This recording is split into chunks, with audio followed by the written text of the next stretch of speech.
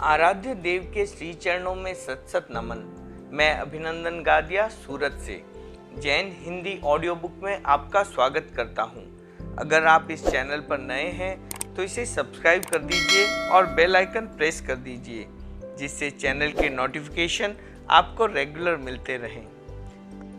मेरा जीवन मेरा दर्शन आत्मकथा भाग 2, आचार्य श्री तुलसी, प्रकाशक आदर्श साहित्य संघ, न्यू दिल्ली।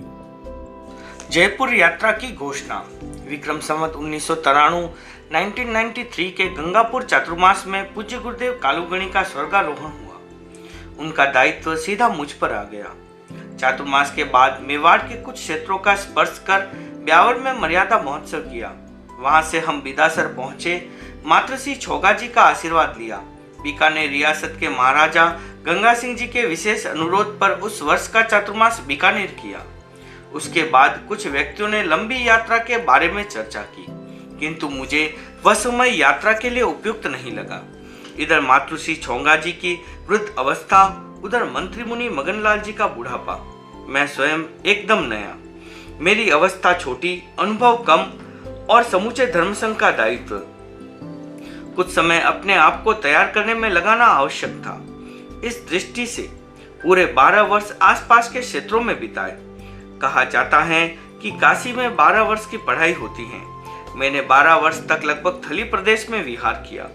अध्ययन, अध्यापन और निर्माण की दृष्टि से वह कालखंड बहुत उपयोगी रहा। मेरे मन में एक भावना थी कि मातृश्री छोगा जी की अंतिम यात्रा के समय में वहां उपस्थित रहूं। मेरी ये इच्छा पूरी हो गई। मातृश्री को अनशन कराने का अवसर मुझे मिला।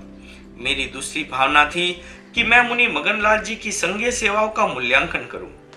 सुजानगढ़ मर्यादा महोत्सव के अवसर पर उन्हें मंत्री की उपाधि के साथ एक खास रुक्का देकर मैंने अपनी यह भावना भी पूरी कर ली। मेरा एक सपना था सुदूर प्रदेशों में परिभ्रमण का।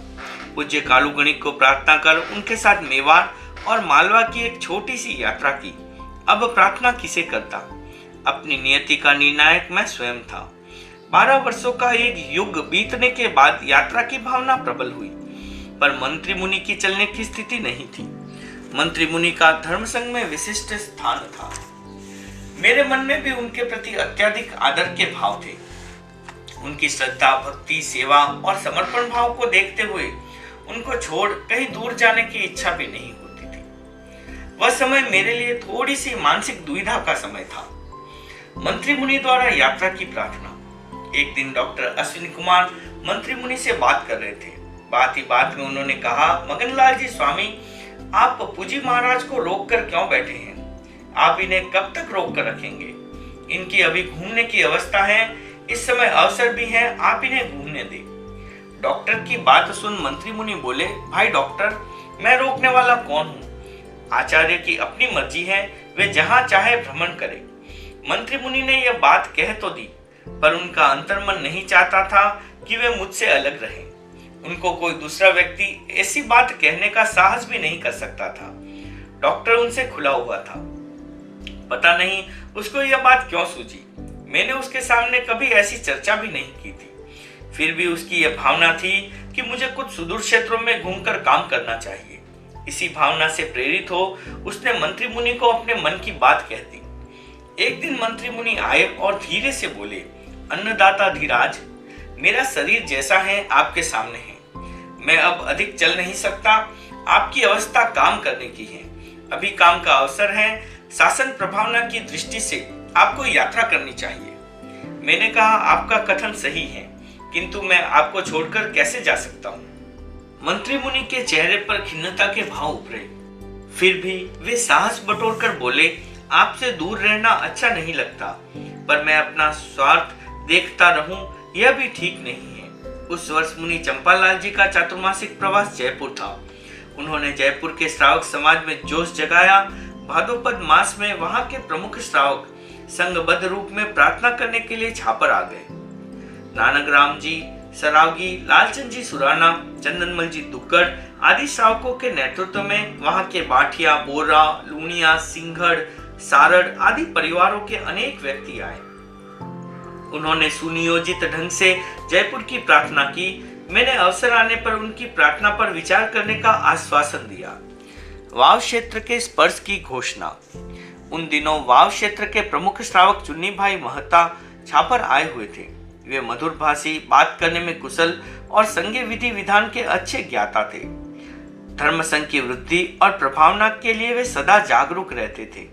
उनकी कुछ विरल विशेषताओं के आधार पर मैंने उनको विशिष्ट श्रावक के रूप में संबोधित किया। उन्होंने खड़े होकर वाव क्षेत्र की अर्ज की। मैंने कहा, इस समय हम थली में हैं। इधर जयपुर के लोग प्रार्थना कर रहे हैं, वाव का नंबर अभी कहाँ है? चुन्नी भाई बोले, मेरा अनुरोध अभी के लिए नहीं है। जब भी आपके अनुकूलता हो, आप वाव पधारने की कृपा करें। हमारा मन आश्वस्त करने के लिए आप क्षेत्र का स्पर्श करने की घोषणा कर दे। मैं अचानक ऐसी कोई घोषणा करना नहीं चाहता था, किंतु मंत्री मुनि ने चुन्नी भाई की दलाली की। वातावरण ऐसा बना कि मुझे द्रव्य क्षेत्र और काल की अनुकूलता होने पर वाव क्षेत्र के स्पर्श की घोषणा करनी पड़ी। इससे चुन्नी भाई को अकल्पित प्रसन्नता हुई। जयपुर की घोषणा। अश्विन मास का प्रारंभ, जयपुर के लोग पुनः सामूहिक रूप से प्रार्थना करने के लिए आए। उन्होंने कहा, विक्रम संवत 1980 में पूज्य कालूगणी ने जयपुर में चातुर्मास किया था। उस समय वहाँ वयोवृद्ध मुनि पूनमचंद जी का स्थिर वास था। उन्हें बहुत अच्छा मौका मिला। उसके बाद 25 वर्ष हो गए। हम लंबे समय से आपकी प्रतीक्षा कर रहे हैं। आप हमारी भावनाओं को समझे। हमारे देखते देखते कितने ही बड़े बड़े श्रावक चले गए। वे आपके चातुर्मास की भावना मन में ले गए। अब अधिक विलंब असह्य हो रहा है। आप कृपा करें, हमारी प्रार्थना पर ध्यान दें। अश्विन कृष्णा चतुर्थी का दिन, प्रातःकालीन प्रवचन का समय, जनता की अच्छी उपस्थिति, जयपुर के श्रावकों ने एक नया माहौल बना दिया। मंत्री मुनि अवसरज्ञ थे। वे परिषद में खड़े होकर बोले, अन्नदाता धीराज, अब आपको देशाटन का प्रारंभ कर देना चाहिए। देश प्रदेश के लोगों की नजर आप पर टिकी है। आप जिन शासन के भंडार को भर रहे हैं, इसे और अधिक भरने के लिए लंबी यात्रा आवश्यक है। उपस्थित लोगों ने मंत्री मुनि के मुंह से यह बात सुनी तो वे स्तब्ध रह गए। उन्हें लगा कि मंत्री मुनि कहीं भूल तो नहीं कर रहे हैं। मंत्री मुनि का मन भी इस बात से राजी नहीं था, पर वे दूरदर्शी थे और संघ हित की चिंता पहले करते थे। वे जानते थे कि जो कुछ होने का है होकर रहेगा, फिर वे यात्रा में बाधक क्यों बने। जयपुर के श्रावकों का आग्रह भरा अनुरोध, हमारे मन में यात्रा करने का उत्साह, उसके साथ मंत्री मुनि का खुला सहयोग। मैंने साहस किया और उसी वर्ष जयपुर यात्रा की घोषणा कर दी। उस घोषणा से चतुर्विध धर्म संघ में उत्सुकतापूर्ण प्रसन्नता छा गई। जयपुर वासियों की खुशी का पार भी नहीं था, पर मंत्री मुनि के लिए वह समय बड़ी दुविधा का रहा। उनकी भूख बंद हो गई और आंखों से नींद उड़ गई। उनको एक ही चिंता सता रही थी कि वे अकेले कैसे रहेंगे, इस विरह व्यथा को कैसे सहेंगे। मंत्री मुनि की व्यथा। रात्रि में लगभग 1 बजे मेरी नींद टूटी। मैंने आंखें खोलकर देखा तो मंत्री मुनि अपने बिछौने पर बैठे थे।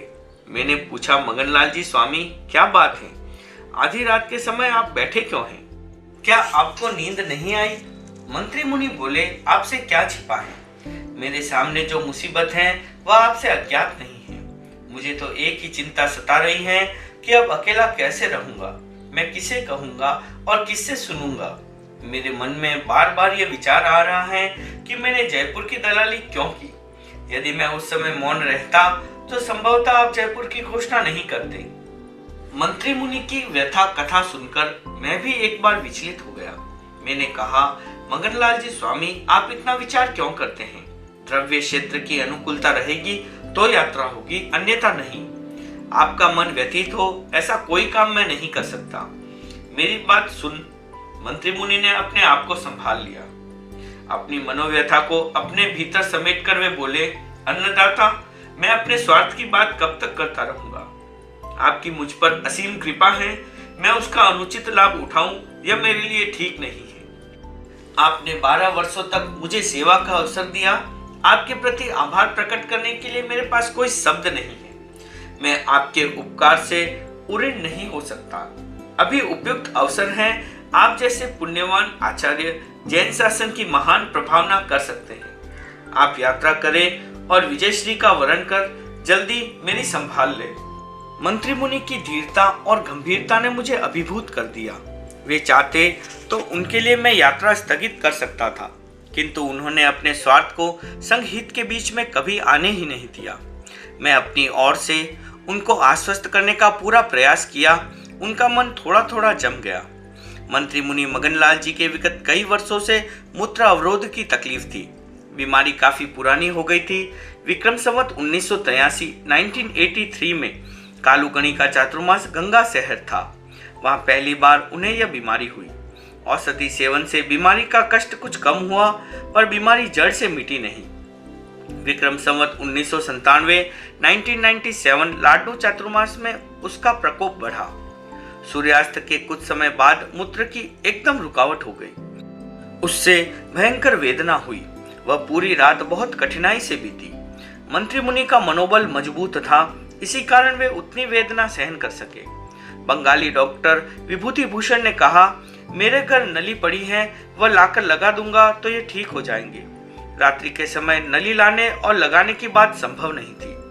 सूर्योदय के पश्चात साधु डॉक्टर के घर जाकर नली लाए। उसे लगाने से अवरोध मिटा, तब जाकर वेदना कम हुई।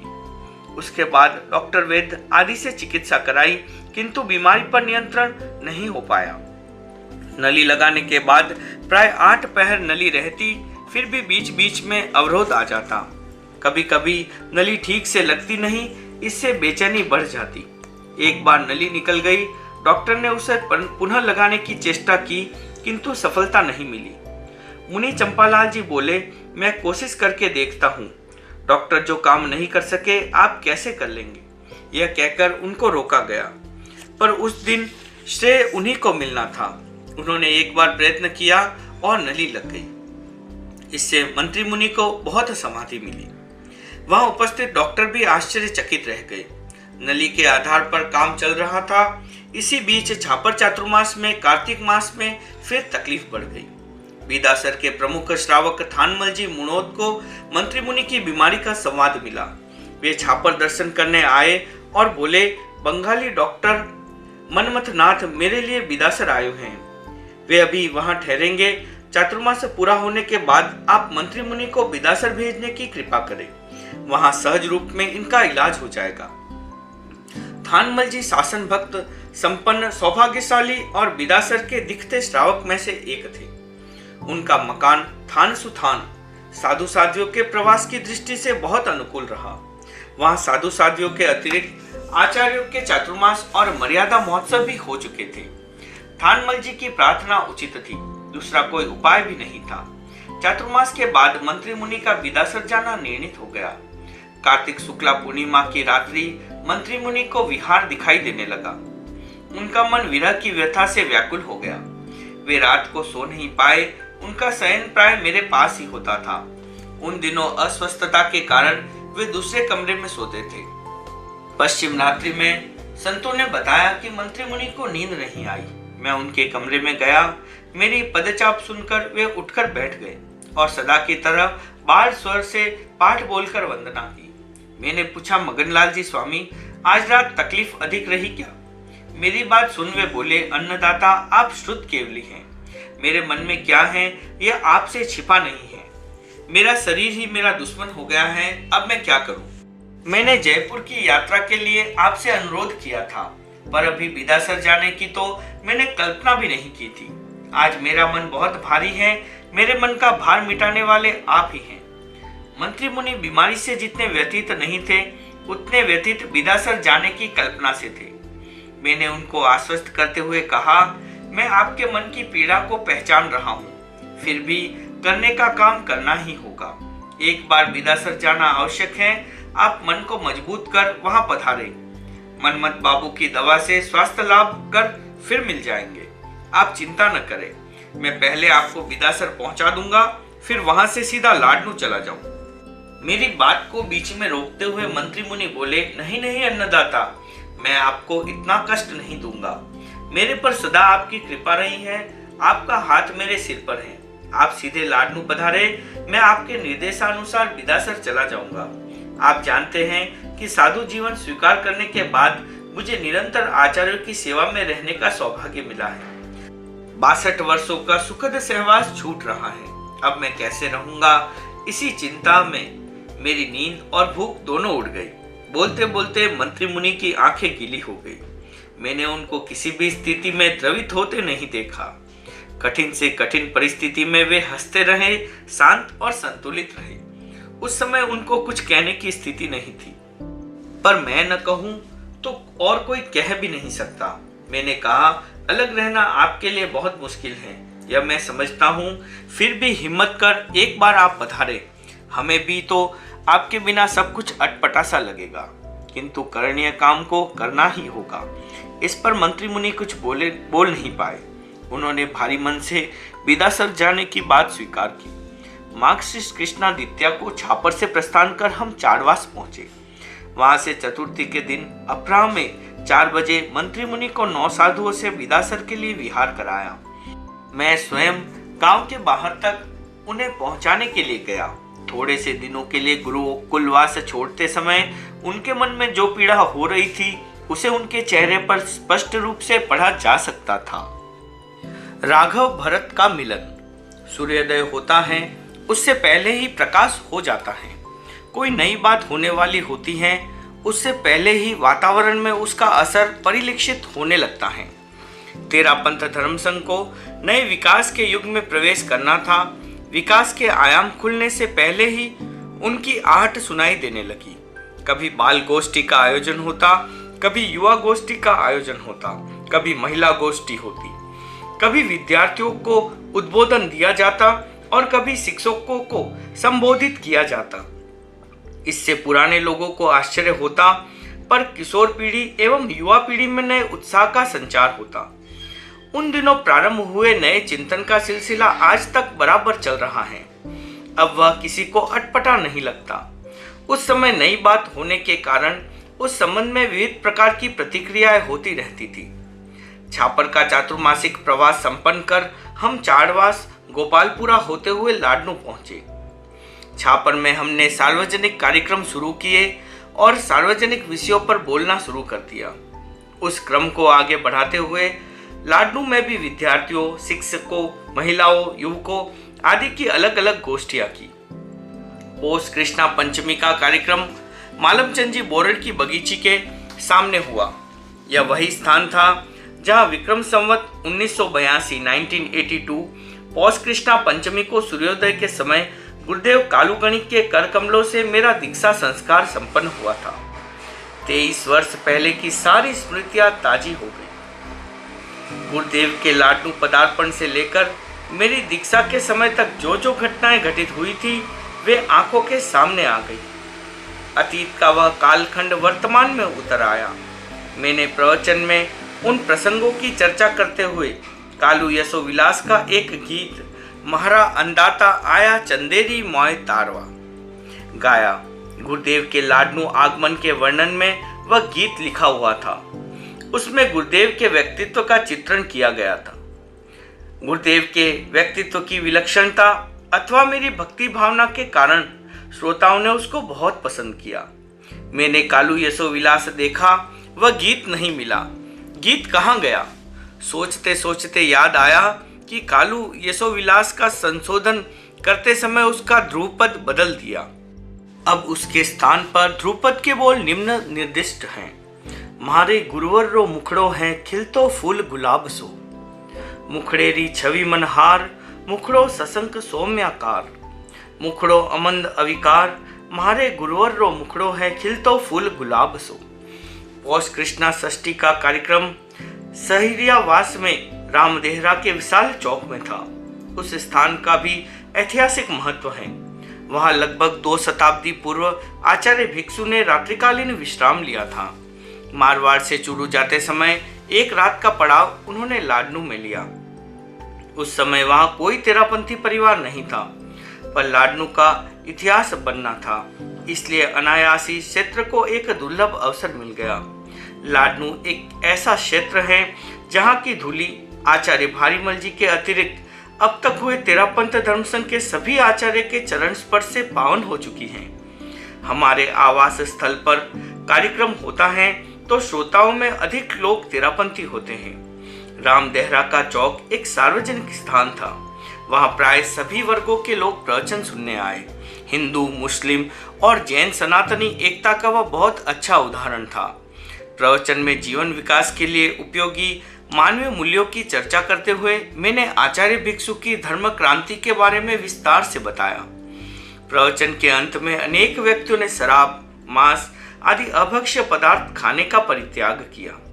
उस दिन वहां कलकत्ता विश्वविद्यालय के इतिहास विभाग के अध्यक्ष श्री कालिदास नाग और हिंदू विश्वविद्यालय में जैन दर्शन के प्राध्यापक डॉक्टर नथमल टाटिया ने सप्तनिक दर्शन किए।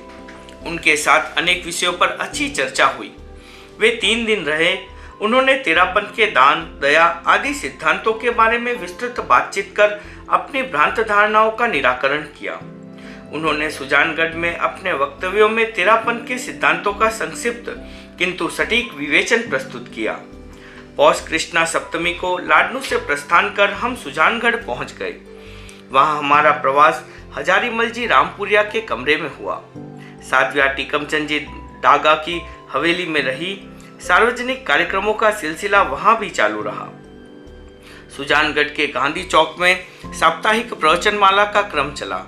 जैनेतर लोगों ने अच्छा लाभ लिया। उस वर्ष मुनि चंपालाल जी का चातुर्मास जयपुर था। जयपुर से विहार कर वे पौष शुक्ला सप्तमी को सुजानगढ़ में पहुंचने वाले थे। सुजानगढ़ में उस समय काफी साधु साध्वियां पहुंच चुकी थी। साधु सोच रहे थे कि वे सब मेरे साथ मुनि चंपालाल जी के सामने जाएंगे। मैंने उस दिन एक नया प्रयोग किया। अधिसंख्य साधुओं को आवास स्थल पर रहने का निर्देश दिया। मैं 9 साधुओं के साथ पंचमी समिति के लिए गया। वहां से मुनि चंपालाल जी का व्यक्तिगत रूप से स्वागत करने के लिए 1-1.5 किलोमीटर तक उनकी अगवानी में गया। उल्लासपूर्ण वातावरण में मिलन हुआ। वहां से चलकर हम रामपुरिया जी के कमरे में पहुंचे। साधु वहां थे ही, साध्वियां भी पहुंच गई। हजारों लोग उपस्थित थे। उस समय मुनि चंपालाल जी का संज्ञ स्वागत किया गया। उस अवसर पर मैंने 2 दोहे कहे। पौष मास में आगमन, मृगसर में प्रस्थान। मास त्रयोदश में हुआ राघव भरत मिलान। आए सोदर चतुर्गढ़, कर जयपुर चौमास। सफल सुफल यात्रा सुखद, तुलसी दिल सोल्लास। इससे पूर्व मैंने मुनि चंपालाल जी का व्यक्तिगत रूप में स्वागत किया था। उसे लेकर अनेक लोगों के मन में जिज्ञासा और कुतूहल था। उस संदर्भ में मैंने कहा, आज मुनि चंपालाल जी जयपुर की सफल यात्रा के बाद यहाँ पहुँच गए। चतुर्वेदी संघ में प्रसन्नता है। मैंने इनका व्यक्तिगत स्वागत किया। इस बारे में आप लोग कोई अटकलबाजी न लगाएं। ऐसा क्यों हुआ, कैसे हुआ, इन प्रश्नों में उलझने की अपेक्षा नहीं है। आज मैं मुनि चंपालाल जी को 2 बख्शी से कर रहा हूँ। 13,000 गाथा है। आगामी वर्ष की दिल्ली यात्रा। एक यात्रा पूरी कर आते ही अप्रत्याशित रूप में दूसरी यात्रा की घोषणा। यह भी एक नया प्रयोग था। लोगों के चेहरे पर आश्चर्य मिश्रित प्रसन्नता के भाव थे। पौष शुक्ला एकादशी को सुजानगढ़ से विहार कर हम छापर पहुंचे। उधर मंत्री मुनि भी बीदासर से विहार कर छापर आ गए। छापर गांव में प्रवेश करने से पहले ही उनसे हमारा मिलन हो गया। ओम अरहम।